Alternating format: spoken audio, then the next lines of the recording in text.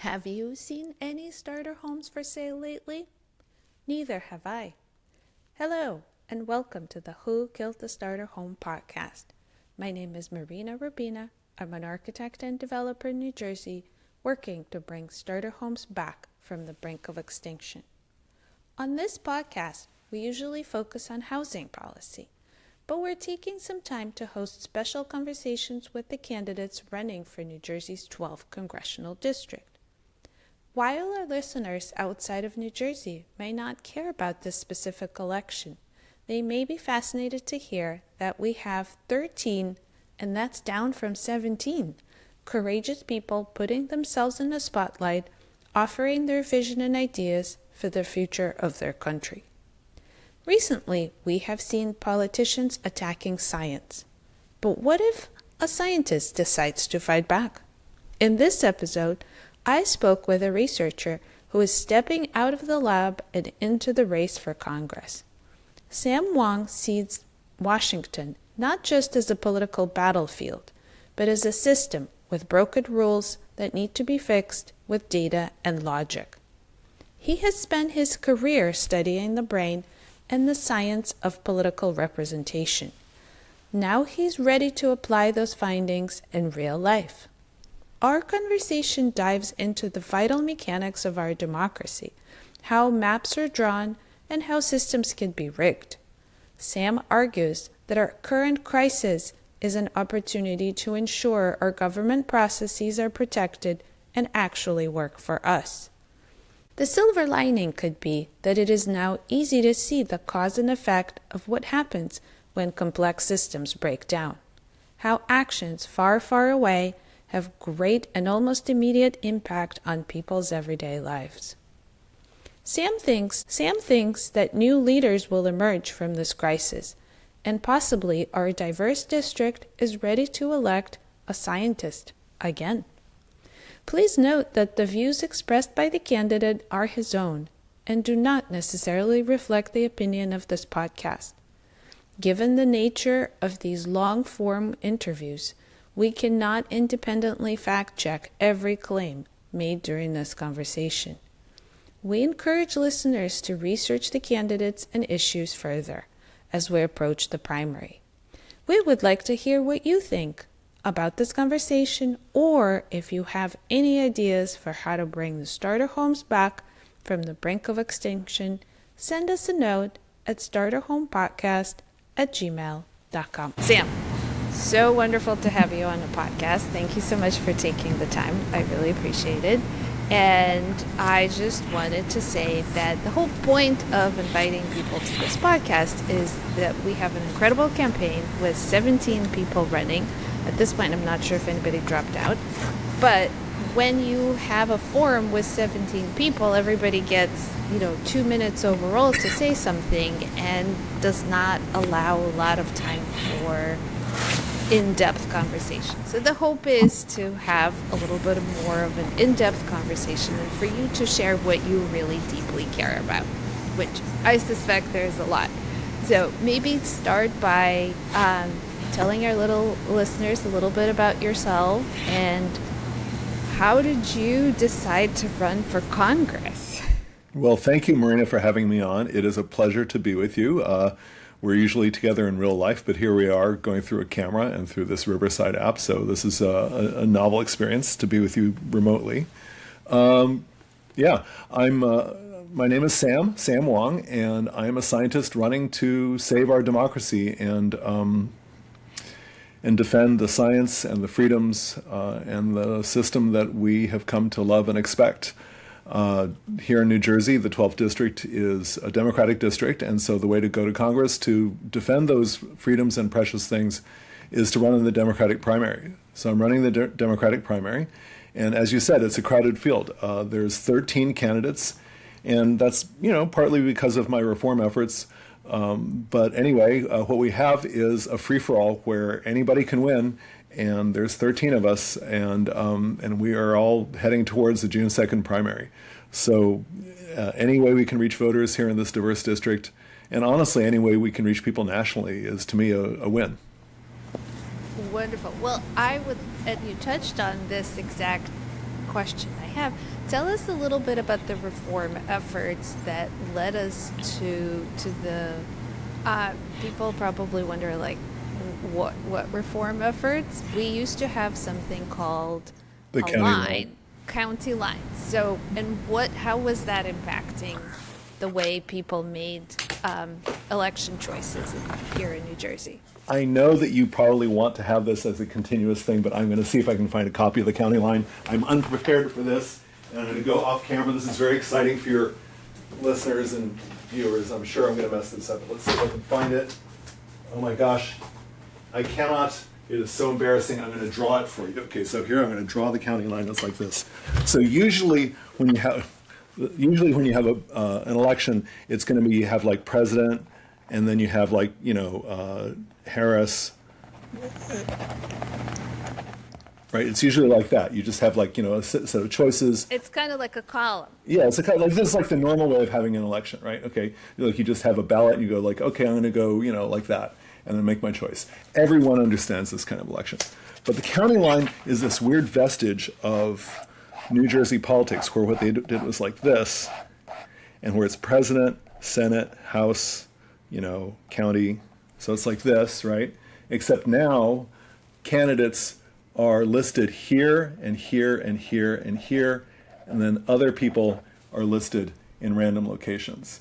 And you can see here with this system, it is easy to just go like this and just go down the line and just go pick like this, right?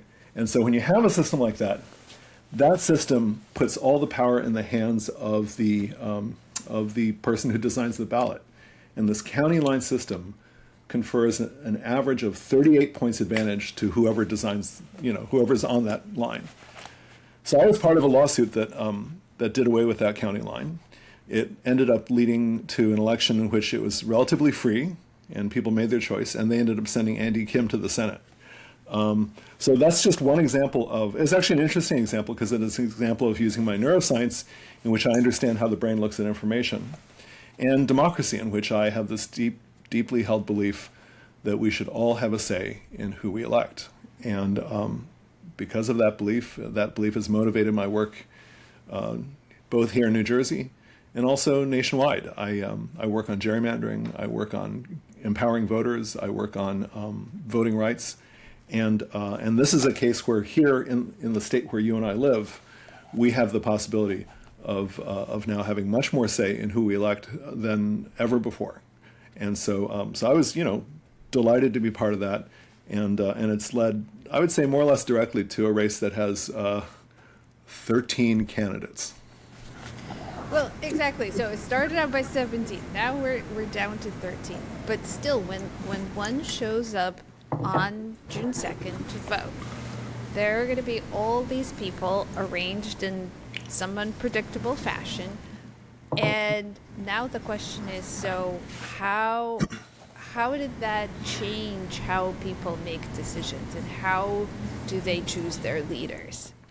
So in any political system in the United States, parties, of course, have an important say because parties are how we come together to form alliances to get what we want. And political parties formed not too long after the founding. The way this has changed things is that the ways that parties gathered here in New Jersey used to be super central to the decision-making process, where you'd go to a county convention or you'd be a career politician and you would network with your other politicians, or you'd go to the county convention and try to get their support. And that support was absolutely critical. It was virtually unheard of for anyone to ever get elected without the support of what's called the county machine. So that is less true now. I and other candidates who you've had on your podcast have all gone to the county conventions. We've all made our case, and that's still a central part of our democracy here in New Jersey, but it has less of an impact than before. And what that means is that other things have more of an impact.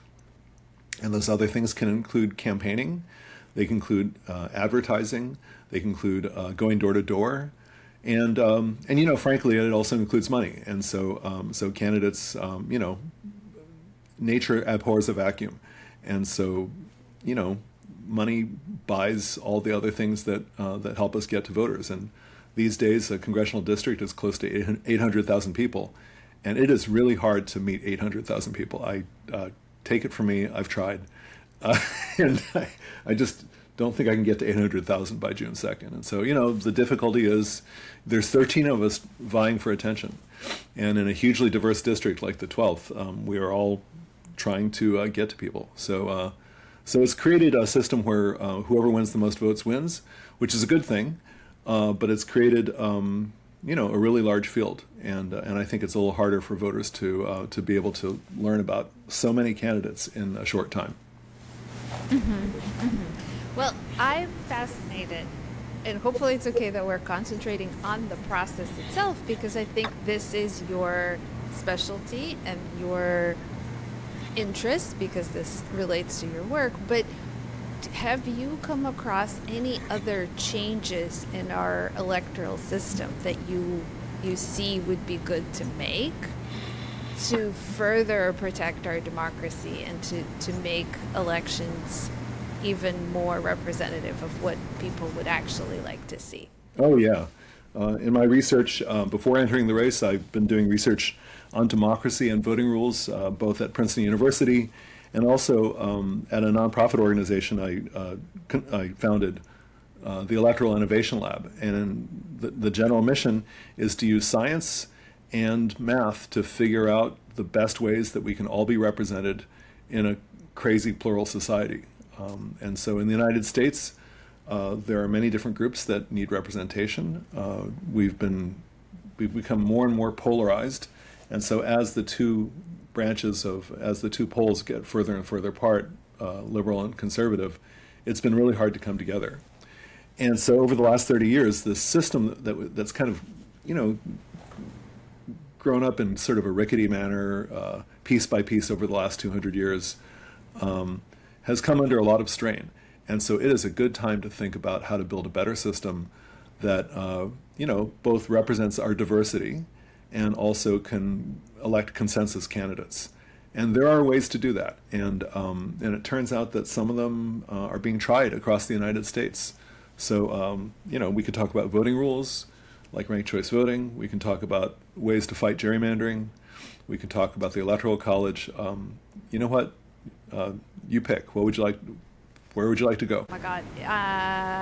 Maybe gerrymandering. Okay. So, way back when, I have to be careful not to slip into professor mode, but you told me we have some time. Way back when, in English times, people then had the idea of having people represented by districts. And so you have some territory where people who lived in the territory would then send one person to Parliament to go be represented. And that district-based system came to the United States, collided with other ideas in the United States, ideas that came up, by the founders as they lived in America. They learned from the Native Americans, from the Iroquois Confederacy. And there was this alchemy that came together to the idea of, okay, let's have a House of Representatives where each district, back then they said 30,000 people, will send one person to the House of Representatives, or they said up to 30,000 people. They didn't know about political parties. They didn't know what a huge country this would become. And now we have districts that have up to 800,000 people, like I said. And those shapes of those districts are drawn by politicians. And it turns out that politicians will often draw shapes that favor themselves. And that's gerrymandering. And so as a consequence, you can end up having a district that looks like, some kind of like a district in Pennsylvania that, this is a terrible drawing of it, but, a map guy should have a map, but I'm just in a drawing mood today. And so it can have a crazy district like this, which was at one point called Goofy Kicking Donald Duck, because the east half of the district was Goofy giving a good whack to Donald Duck. And those districts are basically politicians picking their voters instead of voters picking their politicians. And so gerrymandering is this real major bug in our democracy. And over at my Substack, which is called Fixing Bugs in Democracy, I write about this. And at Princeton, we founded the Gerrymandering Project to come up with ways of detecting these offenses, grading them so anybody could understand them, And and saying, okay, this is a good plan, it gets an A. This is a terrible plan, it gets an F. And the idea that we had was let's grade them, and let's come up with standards so that we can think of ways to draw maps that are more representative, right? Because if we're going to use districts to represent people, then those districts have to do a lot of jobs. They have to treat the parties fairly. They have to treat minority groups fairly and make sure that they don't get shafted in representation. And they have to make sure that other communities get represented. And so districts do a lot of jobs in America, in an American government. So the gerrymandering project was born of this deep-seated view that I have that our government should represent everyone. And the question is how to do that. And we've been working on solutions for how to fight gerrymandering. And do you think if you're in Congress, you actually could pass reform to get these implemented? Because as you said, the people who will be your colleagues, in part, would have been elected because or thanks to this exact process. So how do we make sure that people will unelect themselves by allowing this reform? Yeah, so there is a way forward. And okay, let's hear it. And I think it's possible. I am optimistic, and I think that reform is possible. So it goes like this. Starting about 20 years ago, maybe a little bit more, citizens started experimenting with ways to take the power away from politicians. And way back in the day, it was discovered that in about how a process was used by citizens. And that process is in about half of states, citizens can amend their own constitutions by a direct vote, and that's called a ballot initiative. And in about half the states, this is possible. And in a handful of states, citizens have created what are called independent citizen commissions for redistricting, or independent redistricting commissions. And these commissions are made up of Democrats, Republicans, and independents. They come together only for one job, to draw districts. And so that's kind of like a jury, right? Juries come together to just work on a trial, and then at the end of the trial, they go home. And so citizens in Arizona, California, Michigan, Colorado have all voted in these commissions. And then the citizens, who are picked not from politicians, but from anyone who applies, and then they form these commissions, independent, Republican, Democratic. And then the idea is to enact a plan. Two of those groups have to agree. And once you have two of those groups that agree, then you have a plan. And so you have to, at a minimum, persuade the independents. And at a maximum, maybe get a bipartisan plan. So my students and I at Princeton have studied this. And what we found is that these independent commissions do better than legislatures at building competition, better than legislatures at building partisan fairness. They are the only way that get grades of A or B from my gerrymandering project consistently. And so Congress has it within its power to enact independent redistricting commissions nationwide and basically assert that power and say every state has to do it. And over the last year, we've seen this crazy festival of mid-decade redistricting from Texas to California, Missouri, North Carolina, attempts in Maryland, and at the time of recording this, Florida's coming up. And so the way to stop this bipartisan race to the bottom is to just pass a law that says nobody's going to do it, we're going to just level the playing field and build competition. So this is Congress reasserting its power, because I think one thing, a major theme of my candidacy is Congress is not asserting its power properly. And this is one way in which Congress can flex a little bit of muscle and do away with gerrymandering and deliver a result that will end this, crazy arms race. Mm-hmm. Fascinating. And I love your approach of here we have a hypothesis and we have students evaluate different options through science. Oh, yeah, we tested it. Yep. So let's continue on the science mode. As if I'm not mistaken, you're the only scientist in the group, right? Yes. We do have doctors, we have mayors, we have politicians, we've got everybody.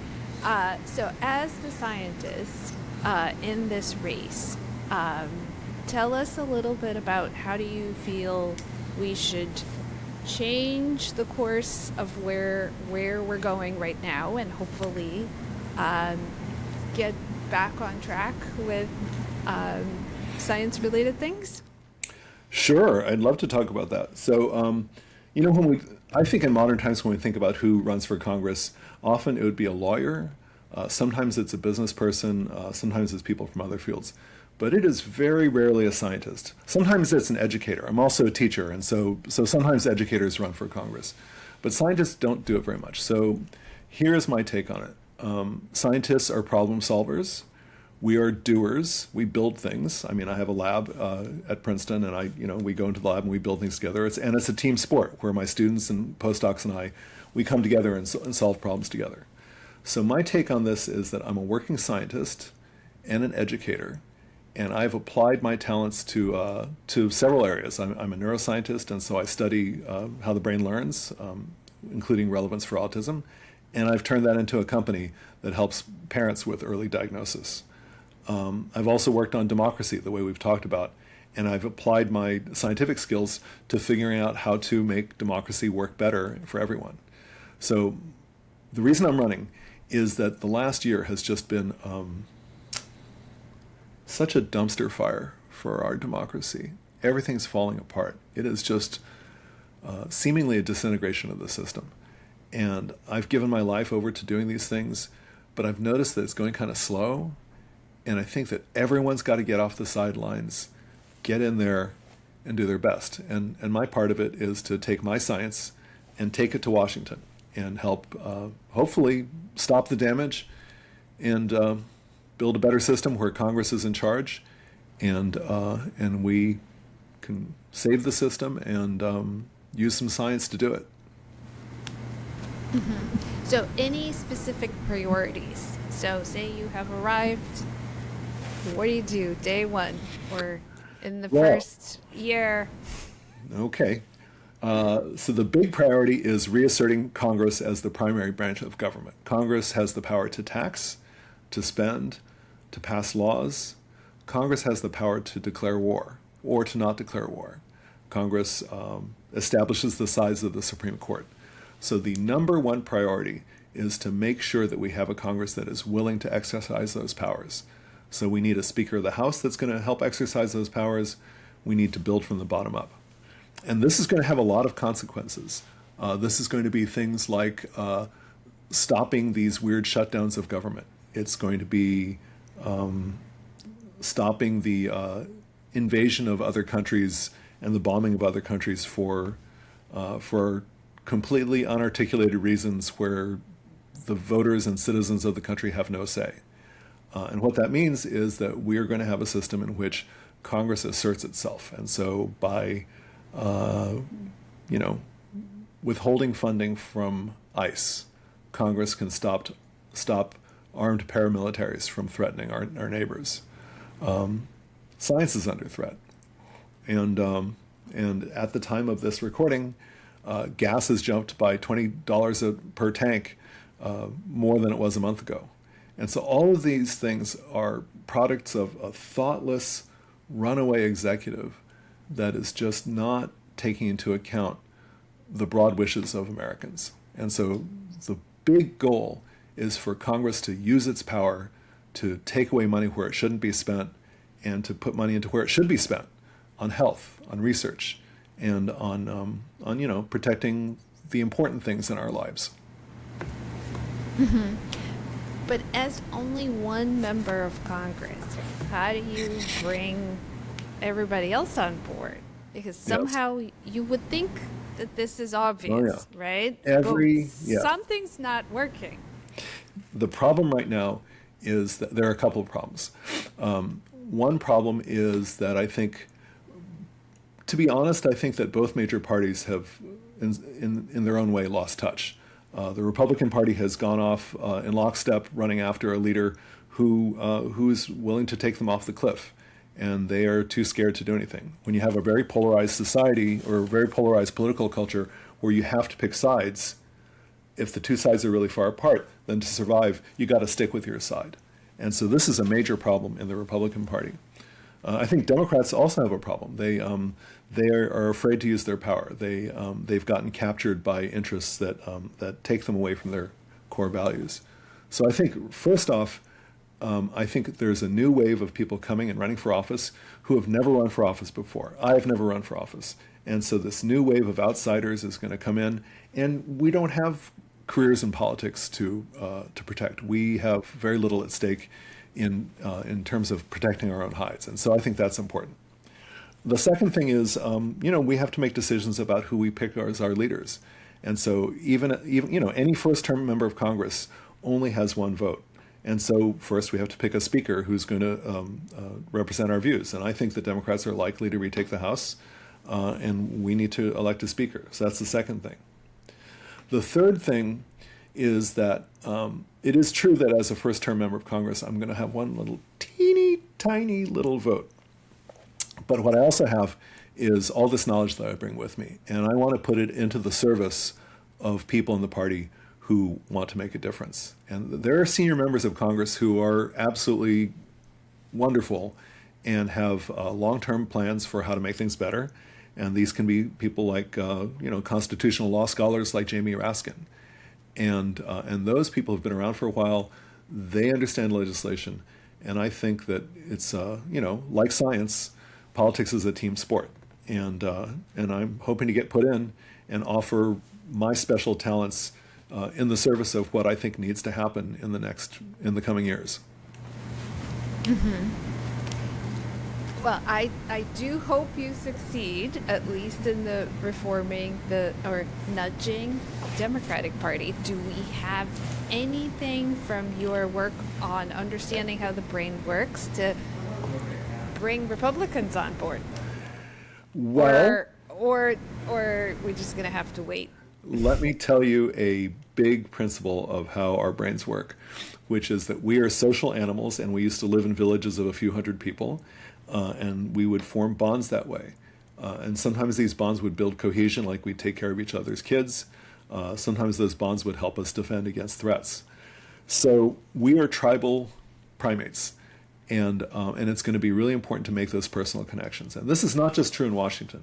This is true at every level. One thing I've really discovered since the most recent Trump inauguration is how important local community is. When I go to a local protest, when you and I see each other at a No Kings protest, or when we go to a hands-off protest, or when I go to a Stand Up for Science rally in Trenton, these are all places where we come together. And I have really, in the last few years, started to really think really hard about how those local bonds, those local connections, are how we hold ourselves together. So my take on that is that at every level, whether it be at Congress or at the state level in Trenton, or here in our community here in Mercer County and in the 12th District and in Princeton, at every level, a lot of building a good community is building those connections. And so, we're just going to have to do the work in Washington of getting to know each other, of working with one another. And at some level, travel's made it harder to do that because people can go home to their districts.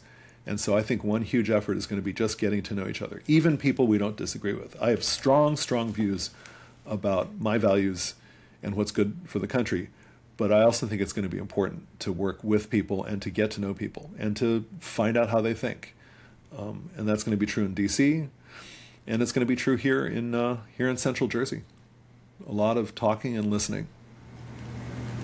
Mm-hmm. Well, that's a very optimistic way of thinking about it. And what's the alternative? To give up? I know, right?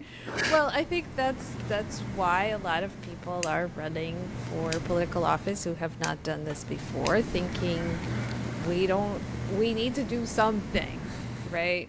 Everybody needs to do something. Everyone's got something to contribute.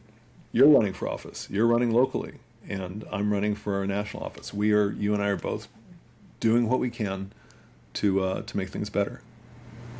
Right. So I think what I'm also hoping you would talk a little bit about is what other things would be your dream come true. Let's say we were to establish a base and a connection where things could be unlocked and things could be done in Washington, D.C. What other reforms would you like to see? Assuming The positive. Let me come up with some big ones, okay? Okay. The first big one is that federal employees play an absolutely critical role in our society. And those federal employees need to be protected from arbitrary actions by the executive, right? And so a big one is something that goes all the way back to post-Civil War days, which is called the Pendleton Civil Service Act. And that Pendleton Civil Service Act ensured that that federal employees could do their jobs. And we need to start rethinking that because DOGE has attacked all these agencies, including the U.S. Agency for International Development, the Federal Food and Drug Administration, the National Institutes of Health, even things that like the Institute for Peace, over and over again. Even the Kennedy Center. I mean, this is just nuts. And so all these institutions have come under attack and have been captured by ideological interests. So we need to have laws that take all the traditions we had and make them into long-term protections. Like in my area, neuroscience. Medical research has come under attack, and the number of grants going out the door has been cut in half. Lab research that leads to cures is disrupted. Guess what? We had traditions that helped keep the ship going straight, but those traditions were not written into law, and it is time to write those protections into law, whether it be protecting medical research, whether it be protecting federal employees, to, allowing them to do their jobs. It could even be things like making sure that heads of agencies have 10-year terms instead of 4-year terms to protect them. So a number one priority is to restore integrity to the federal government. Now, as part of that, we also have to make sure that federal employees do their jobs and answer to us. And so we have to do things like make sure that the law is aligned with our rights. It is illegal for a federal employee of, say, ICE to go into a community and be masked and violate civil rights of individuals. That is illegal. And so the laws that apply to every other branch of law enforcement and forces that protect us, they have to apply to everyone. And so generally speaking, a big priority is restoring the civil service and making sure that the civil service works for you and me. So that's big priority, big priority. Now I'm going to go on if that's okay. Please. Okay. So another now that priority is going to take care of several things, including the research I love, including elections, including protecting our immigrant neighbors and ourselves. So that's a big one. It's a mansion that contains many rooms. The next one is we need to think about having a court system that also protects us. We were taught in school, at least I was, that there are supposed to be branches of government that check one another and keep the others from getting out of control, right? And right now, there's the executive is trampling over the other branches. So we need a judiciary that is going to do its job and not be captured. And so for me, a major priority is finding ways to help courts do their job. They need resources to do their jobs, and they also need to be constructed in a way that, again, reflect what the broad American people want. And that may mean increasing the size of the Supreme Court. We've got 9 members of the Supreme Court now.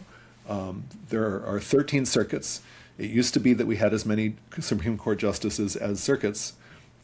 It would be not a big deal, or not, I should not say nothing is not a big deal. It is within Congress's power to change the size of the Supreme Court. They haven't done it in 160 years, but you know what? Maybe it's time. So if we were to enlarge the Supreme Court, make sure that it has to follow the same ethics as all other federal judges, and give them the resources they need to use evidence to guide their decision making. Because remember, I'm a scientist, and so I like that evidence. And so I think courts need the tools to do their jobs, and again, to serve what the public wants, to interpret laws, and to have equal justice under law, which is what the 14th Amendment is supposed to give us. Mm-hmm. Yeah, so it sounds like your big ideas are kind of very structural, right? And kind of the infrastructure of government. Am I understanding correctly? Yeah. Although, you're kind of making me pause a little bit, because the things we want from our government are these things that people talk about, right? Like we want affordability. We want to live in safety. We want to send our kids to schools. We want to be able to have health care. We want to not have to pay like through the nose for heating bills, right? We want to be safe in our homes. So those are the things we want. And I think most politicians will start talking about those things. And my guess is that you've had people on who who say that those are the things they want to give people. The problem is we can't give people those things unless we have the tools to give them. And the tools are in this nerdy, weedy thing where you got to get into the gears of government and figure out how all the pieces work. It's kind of like, hey, Dad, let's go on a road trip to go to the Grand Canyon, and all you have is a bicycle. And, well, you know what? You're not getting to the Grand Canyon on a bicycle. And so it is true that I am talking about, nerdy ideas. But, one entity that's pretty good at talking about nerdy ideas and turning that into power is Project 2025. They are good at turning their nerdy ideas into execution. And what I'm talking about is that same kind of thinking, to think, why are we here? How did we get here? And how are we going to get out? And so you are right that I talk about structural reforms, but the reason is values. What I want is a government that works for everyone and can deliver these things. And it is,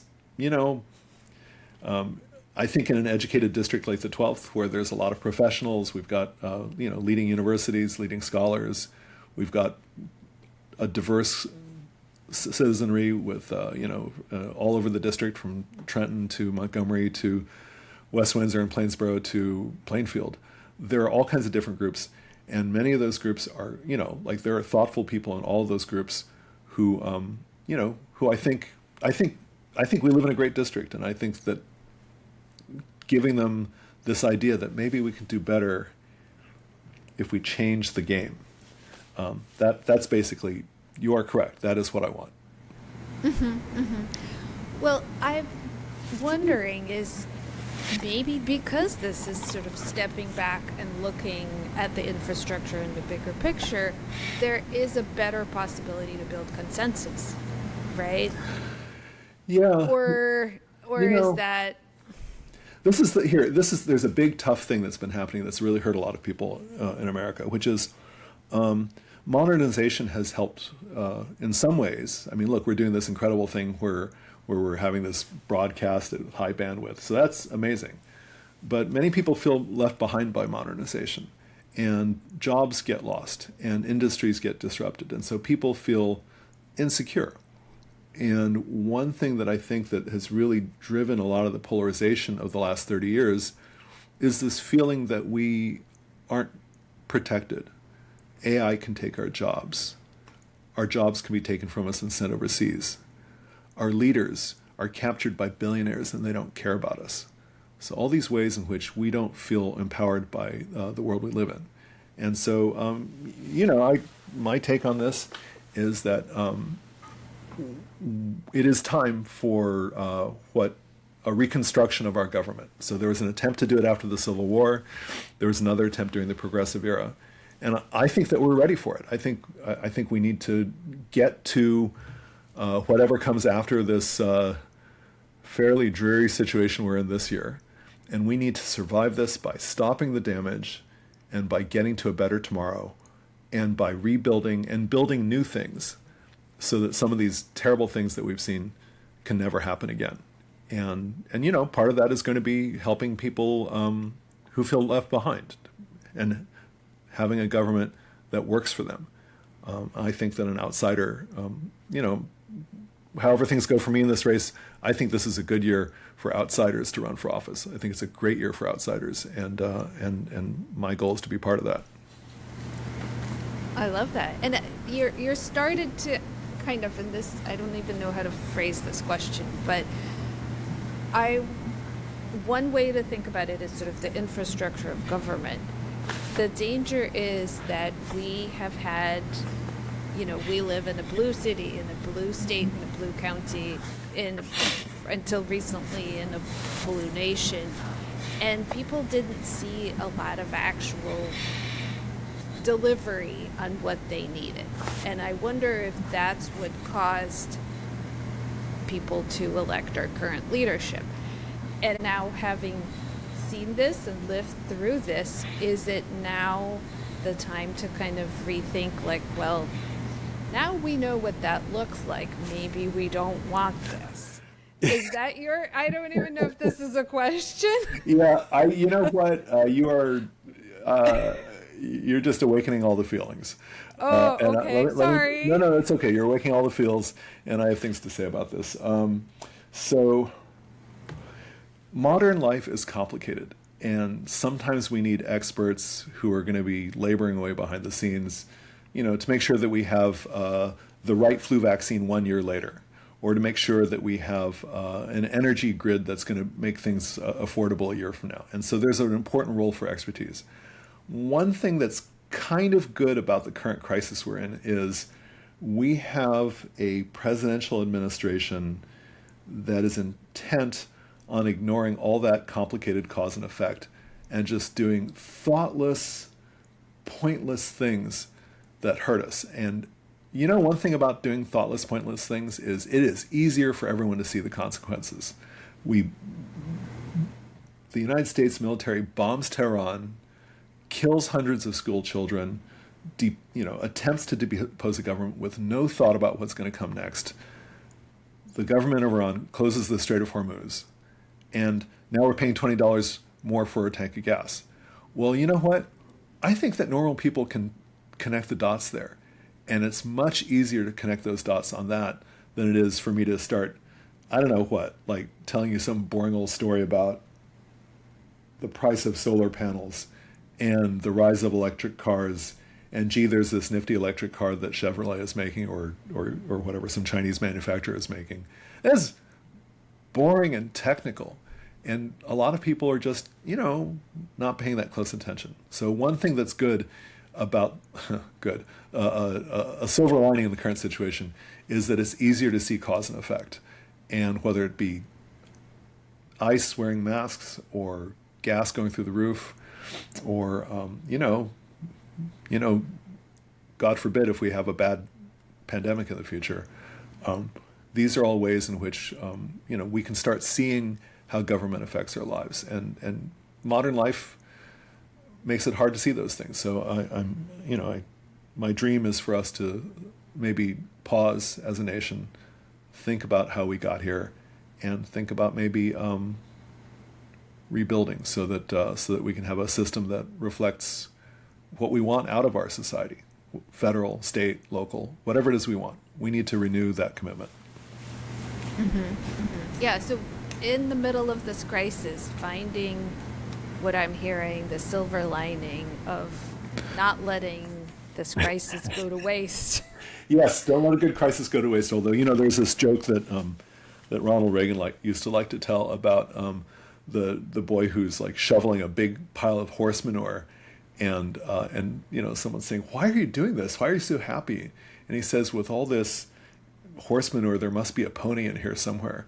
So I'm hoping there's a pony in here somewhere, and I will not deny that this is a very difficult time, but I feel strongly that in such a difficult time you got to take care of the thing you love, and that thing you love can be your family, it can be your community, or it can be your country, and I think we got to take care of the ones we love. Wow, I'm inspired and appreciate your time. Is there anything that you would kind of like to close with, or we could leave it there?